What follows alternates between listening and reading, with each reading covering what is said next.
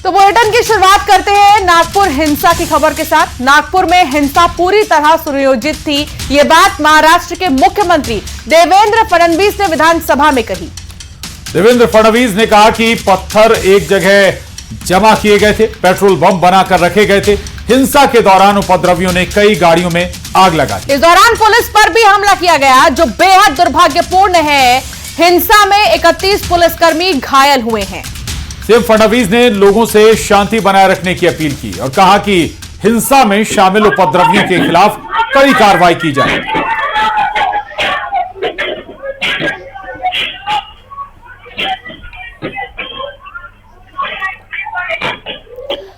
तो मुख्यमंत्री देवेंद्र फडणवीस ने बड़ी बात की और कहा कि ये सुनियोजित थी ये हिंसा। देवेंद्र फडणवीस ने विधानसभा में ये बात कही। आपको बता दें, ये दो तस्वीर आपको दिखा रहे हैं जहां आप देख सकते हैं हिंसा किस तरीके से जो है पत्थरबाजी हो रही है। फडणवीस ने कहा कि पत्थर एक जगह जमा किए गए थे, पेट्रोल बम बनाकर रखे गए थे। हिंसा के दौरान उपद्रवियों ने कई गाड़ियों में आग भी लगा दी। तो ये हिंसा सुनियोजित थी, ये दावा कर रहे हैं मुख्यमंत्री फडणवीस। तमाम तरह की जो तस्वीरें सामने आई हैं उससे जाहिर होता है कि जो योजना थी वो पहले से तय थी, हमले की, पत्थरबाजी की, और उसी आधार पर हथियार और पत्थर पहले से इकट्ठे कर रखे गए थे। जांच की जाएगी, उसके बाद एक्शन भी होगा।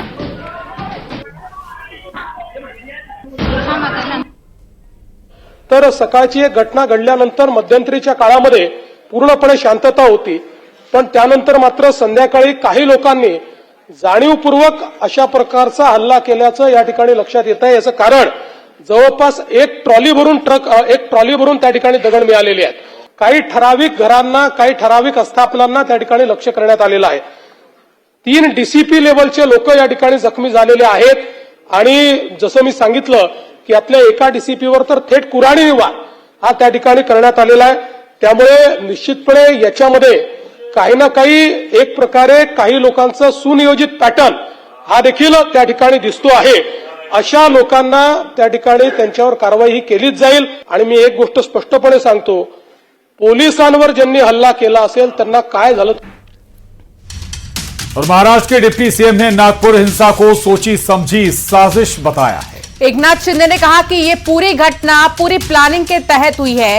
नागपुर हिंसा को आखिर सुनियोजित यानी कि प्री प्लान क्यों कहा जा रहा है, इसकी एक नहीं कई वजह हैं। जो लोग हिंसा करते हुए सीसीटीवी में कैद हुए हैं वो अपना चेहरा ढककर पहुंचे थे। कईयों के पास पेट्रोल बम भी था। कई और बातें हैं जो साजिश की ओर इशारा कर रही हैं और अब पुलिस ने साजिश के एंगल से भी इस पूरे मामले की जांच शुरू कर दी है। आपको साजिश की कहानी से जुड़ी रिपोर्ट भी दिखाते हैं।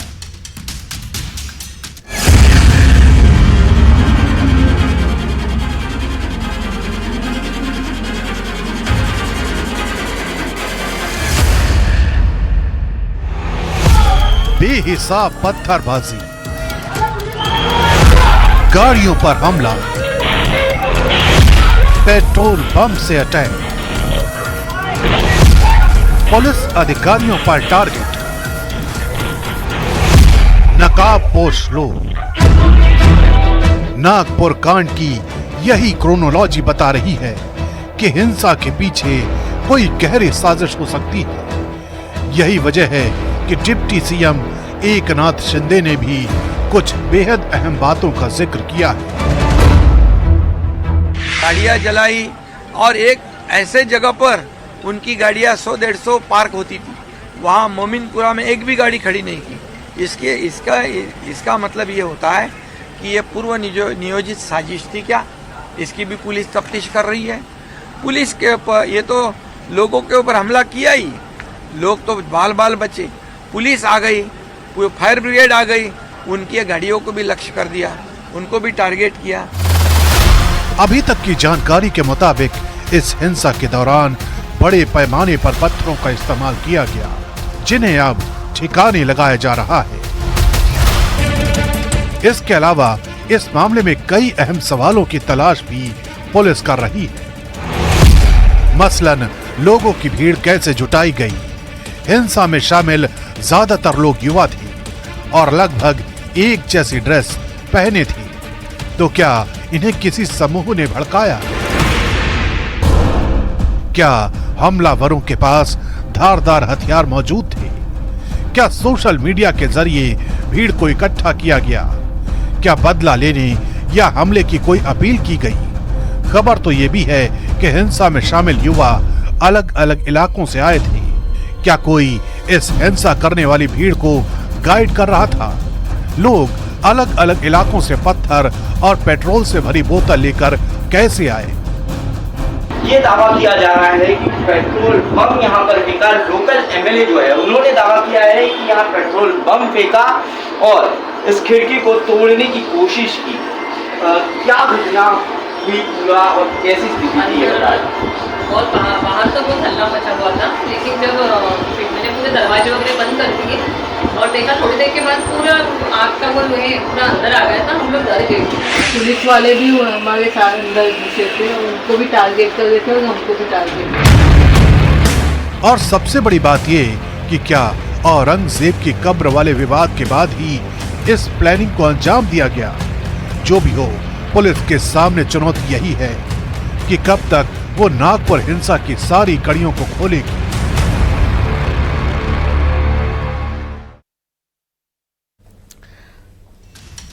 तो नागपुर हिंसा पर बीजेपी विधायक रामेश्वर शर्मा का बड़ा बयान सामने आया है। रामेश्वर शर्मा ने कहा कि कांग्रेस समेत विपक्षी दलों से मेरा आग्रह है कि औरंगजेब के साथ अपनी पहचान मत जोड़ो। औरंगजेब के साथ पहचान जोड़ोगे तो पछताओगे। कांग्रेस विधायक आरिफ मसूद ने भी इस पर बयान दिया।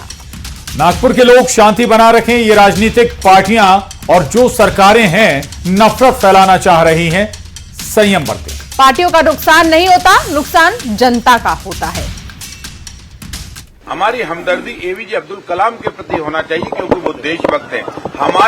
हमारी पहचान औरंगजेब से नहीं, हमारी पहचान अशफाकुल्लाह खां से होना चाहिए। और जो औरंगजेब की से अपनी पहचान बना रहे हैं वो गलत कर रहे हैं। ध्यान रखिए, औरंगजेब लुटेरा था, लुटेरा है और वो लुटेरा ही रहेगा। इतिहास में कुछ चाटुकार उसको महान भली कह सकते हैं। मैं नागपुर के लोगों से पहले कहूंगा कि वह शांति बनाएं और ये राजनीतिक पार्टियां और जो सरकारें नफरत फैलाना चाह रही हैं, ये संयम बरते। इसमें उनका नुकसान नहीं होता, जनता का नुकसान होता है। दूसरा, इतिहास पे क्यों जा रहे हैं? वर्तमान पे आए। इतिहास में क्या हुआ, क्या नहीं हुआ, कौन सी खबरें हैं, कौन सी नहीं है, किसका क्या इतिहास है, किसने क्या दुराचार करा, ये छोड़ो, वर्तमान में आओ। भूखों को आवश्यकता है खाना देने की। और महाराष्ट्र से औरंगजेब की कब्र पर शुरू हुई सियासत अब एमपी में भी पहुंच चुकी है। बीजेपी विधायक चिंतामणि मालवीय ने कब्रों को हटाने की मांग की। उन्होंने कहा, अरब और मक्का मदीना में भी पक्की कब्र नहीं है, क्योंकि इस्लाम में पक्की कब्र का सिद्धांत नहीं है। साथ ही उन्होंने कहा कि कब्र से जगह घिरती है, इसलिए पक्की कब्र हटनी चाहिए। तो वहीं कांग्रेस के विधायक अभिजीत शाह ने पलटवार करते हुए कहा कि कब्र और चादर जैसे कोई विषय ही नहीं होते हैं। बीजेपी असल मुद्दों से भटकाने के लिए ऐसी बातें करती है। देखिए, कब्र की व्यवस्था और ये इस्लाम का मूल सिद्धांत नहीं है।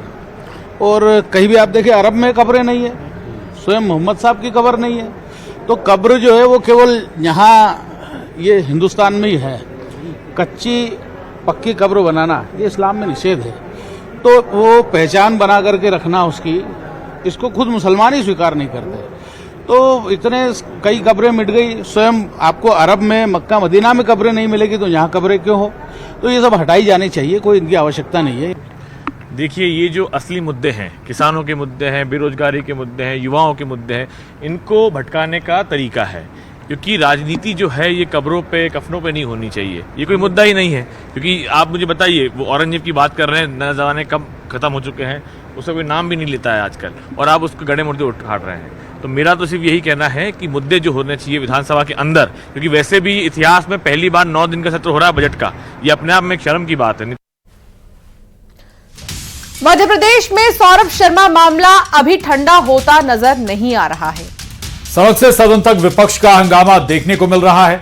नेता प्रतिपक्ष उमंग सिंघार के नेतृत्व में तमाम कांग्रेस विधायक परिवहन घोटाले से जुड़े दस्तावेज लेकर ईओडब्ल्यू के दफ्तर पहुंचे। इससे पहले कांग्रेस नेताओं का प्रतिनिधिमंडल लोकायुक्त दफ्तर भी गया है। कांग्रेस की ओर से जांच एजेंसियों से मामले में कार्रवाई की मांग की जा रही है। कांग्रेस ने परिवहन मंत्री गोविंद सिंह राजपूत पर गंभीर आरोप लगाए। मंत्री गोविंद सिंह राजपूत ने नेता प्रतिपक्ष उमंग सिंघार पर गंभीर आरोप लगाते हुए कहा कि उमंग सिंघार ने उनकी सुपारी ली। उमंग सिंघार भ्रष्टाचार में गले तक डूबे हुए हैं। उधर कांग्रेस ने आरोप का जवाब देते हुए कहा कि ध्यान भटकाने के लिए इस तरह के बयान दिए जा रहे हैं।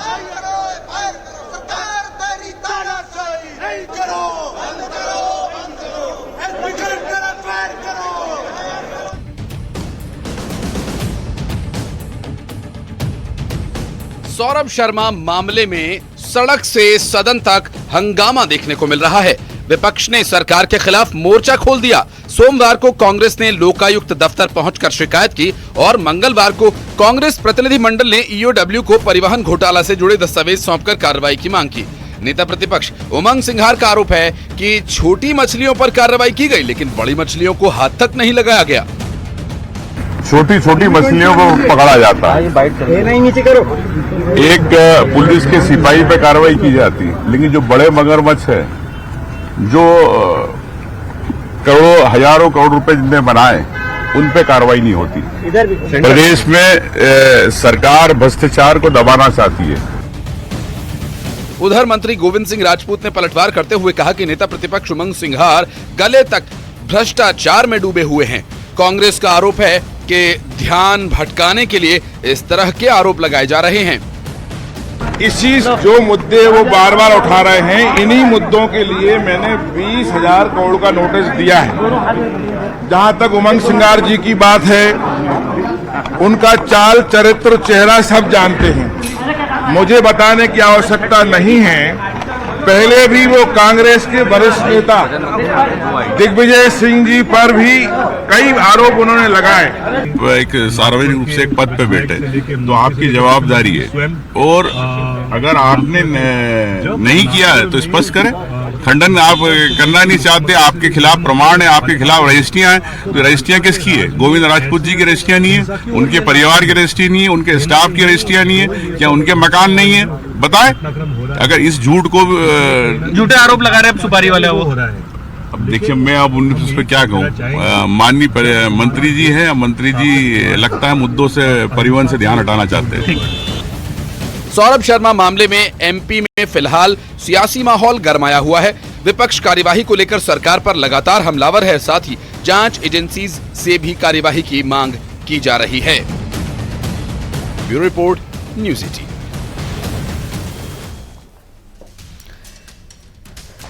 एमपी विधानसभा में मंडला एनकाउंटर के मुद्दे को लेकर कांग्रेस विधायकों ने जमकर नारेबाजी की और पीड़ित परिजनों को 1 करोड़ रुपए मुआवजा देने की मांग की। वहीं मामले को लेकर मंत्री नरेंद्र शिवाजी पटेल ने कहा कि जांच में अगर मृतक नक्सली नहीं होता है तो मुआवजे के साथ एक सदस्य को नौकरी देंगे।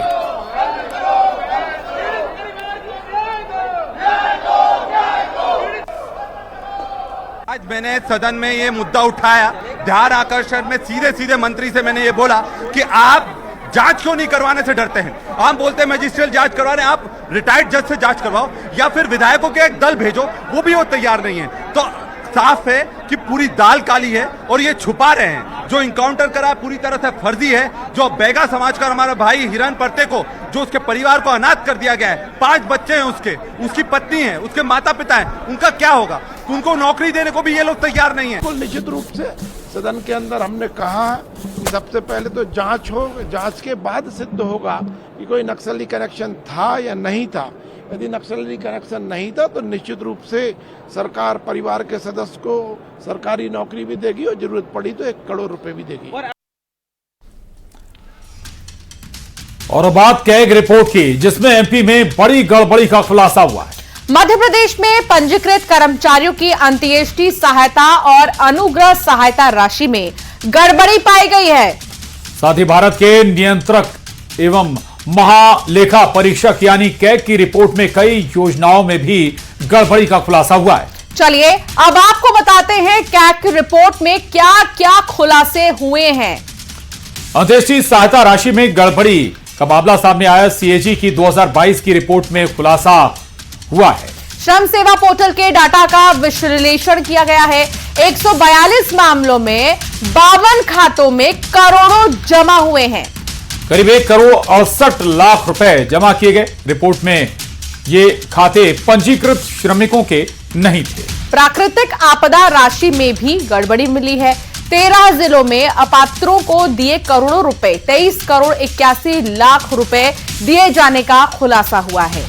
वहीं सरकारी जमीन आवंटन में भी बड़ा घोटाला कैग की रिपोर्ट में सामने आया। 65 करोड़ का नुकसान का खुलासा इसके जरिए हुआ है। संबल योजना में भी गड़बड़ी का खुलासा हुआ है।